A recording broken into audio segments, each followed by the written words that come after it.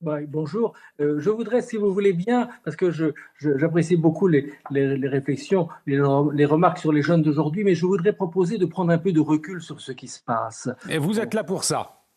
oui, cela fait des années que l'on plaide la libération de l'enfant. Bon, la libération de l'enfant, c'est très bien parce que on voulait se débarrasser d'images, vous savez, du passé où l'enfant n'avait pas la parole, où on ne l'écoutait pas, bon, où il y avait même peut-être des pratiques humiliantes à son égard. On voulait se débarrasser de cela. Et d'une certaine manière, c'était très important.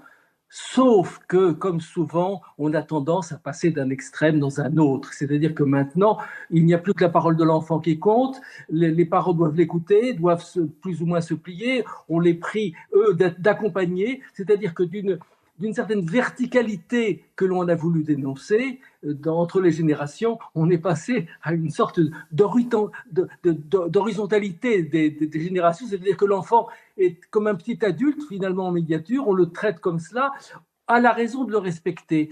C'est oublier qu'il est un enfant et qu'il a besoin de repères, il a besoin de protection, et ceci, c'est le rôle des parents que l'on a tendance à disqualifier aujourd'hui, c'est-à-dire à craindre, comme si l'on craignait que, je dirais, ils empêchent l'épanouissement de l'enfant du fait de mesures limitatives, du fait qu'ils donneraient à l'enfant des limites. C'est cela qui est le cœur du sujet, qui est, je dirais, entrave l'exercice de l'autorité, c'est-à-dire que cette autorité parentale qui est le fondement pour l'enfant, je dirais, du principe même de l'autorité, je dirais, est actuellement bridée parce que l'obéissance de l'enfant, comment vient-elle? Elle vient par le fait que l'enfant a confiance dans le fait que si on prend une mesure de, je dirais, de limitation de son action pour le protéger, il comprend que c'est pour le protéger et que c'est pour son intérêt pour l'avenir. Donc, Or, au fond, quand le maire de Viry-Châtillon, après le terrible drame où Chebsedine a perdu la vie, tabassé par deux autres jeunes, quand le maire de Viry-Châtillon dit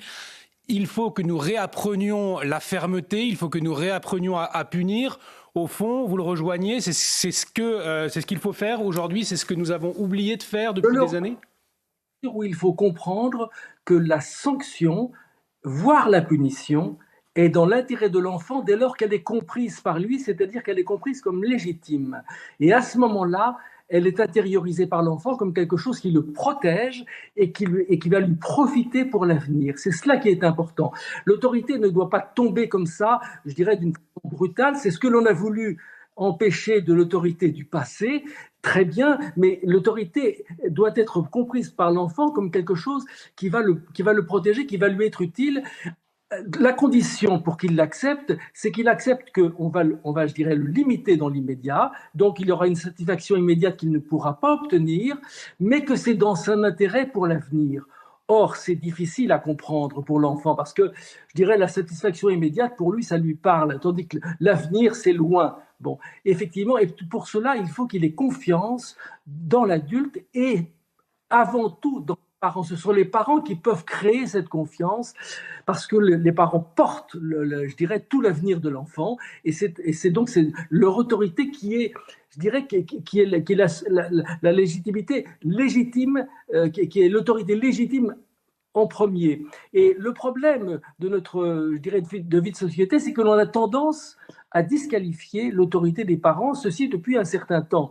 On a tendance, par exemple, je prends un exemple, si vous voulez, on a fait une loi à un certain moment qui s'appelle la loi anti-fessée. Bon, comme si les parents étaient maltraitants, si vous voulez, comme si les parents recouraient à la fessée humiliante. Non, ça c'est quelque chose qui est complètement passé, sauf quelques parents maltraitants qui existent peut-être encore et qui d'ailleurs, je dirais, n'attacheront aucun intérêt à la loi. Par contre, cette loi va, je dirais, va embarrasser des parents qui, peut-être, à un certain moment, se seront emportés parce qu'ils auront voulu protéger leur enfant, ils auront voulu lui faire remarquer qu'il avait traversé la rue sans demander l'autorisation, des choses comme cela. Peut-être ils vont s'emporter.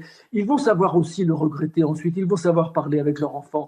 Là, il y a une confiance que d'une certaine manière, la loi vient entraver, vient disqualifier. Je pense qu'il faut restaurer une confiance, je dirais, dans l'autorité parentale qui est l'autorité légitime avant tout pour l'enfant. C'est l'autorité qui fonde l'éducation.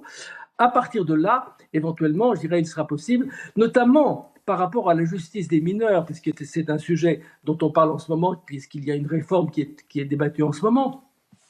Mais la justice des mineurs, je dirais, on voit bien comment on a encore une difficulté à envisager que la sanction doit absolument être le premier temps de la reprise éducative pour le mineur délinquant, parce que la sanction est une mesure de protection pour lui. On craint la sanction parce qu'on pense que je dirais qu'on l'a fait pour notre intérêt d'adulte. Mais non, il faut le faire pour le jeune. Pour le jeune, je dirais, pour lui mettre la limite, c'est un message qui lui est adressé. Mais...